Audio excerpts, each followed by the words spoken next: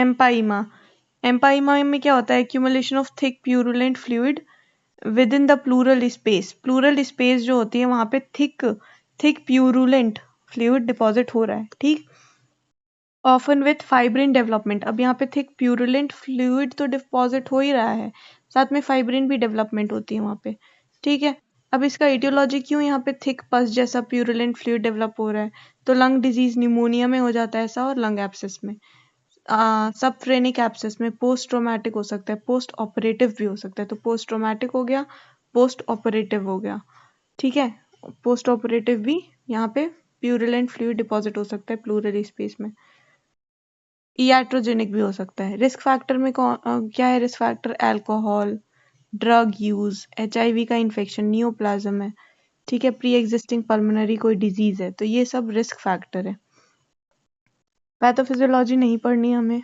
Acute पाइमा देखें तो दो टाइप का हो सकता है, एक्यूट या फिर क्रॉनिक।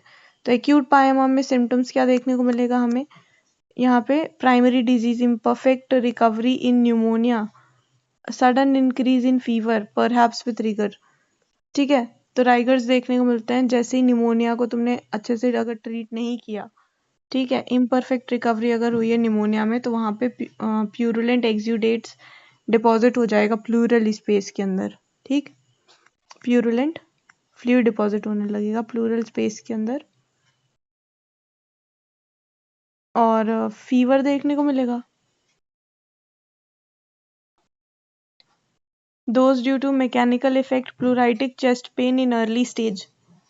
Pleuritic chest pain देखने को मिलेगी अर्ली स्टेजेस में। मैकेनिकल डिफेक्ट की वजह से, ठीक है। चेस्ट पेन देखने को मिलेगा, डिस्निया देखने को मिलेगा, कफ और स्पूटम देखने को मिलेगा। टॉक्सीमिया की वजह से malaise, anorexia, sweat and loss of weight. Signs देखे तो same as effusion with sometime oedema of the chest wall देखने को मिल सकता है, फिंगर क्लबिंग देखने को मिल सकती है, ठीक। इन्वेस्टिगेशन में वही है, चेस्ट रेडियोग्राफ करवाएंगे, ल्यूकोसाइट काउंट बढ़ा हुआ होगा, यहाँ पे 15,000 20,000 WBC हो जाएंगे। CT स्कैन भी करवाएंगे, बैक्टीरियल ग्रोथ वगैरह भी देखने को मिल सकता है, ठीक। उसके बाद इसका मैनेजमेंट कैसे करेंगे? तो एस्पायरेशन, एंटीबायोटिक ही मैनेजमेंट है, इंटरकोस्टल ड्रेनेज करना पड़ सकता है, ठीक है। क्रॉनिक एम्पाइमा में क्या हो जाता है? एम्पाइमा मोर देन 3 महीने से अगर हो गया तो उसको क्रॉनिक एम्पाइमा कह देंगे। अब ये क्यों हो रहा है? क्रॉनिक इन्फेक्शंस में TB, lung abscess, bronchiectasis, actinomycosis का इन्फेक्शन है, उसमें हो सकता है, ठीक है ना। और यहाँ पे या फिर इनएडिक्वेट ड्रेनेज हुई है सबफ्रेनिक एब्सेस की, इस कंडीशन में भी हो सकता है। कार्सिनोमा लंग है, ठीक है ना। ब्रोंको प्लूरल फिस्टुला है।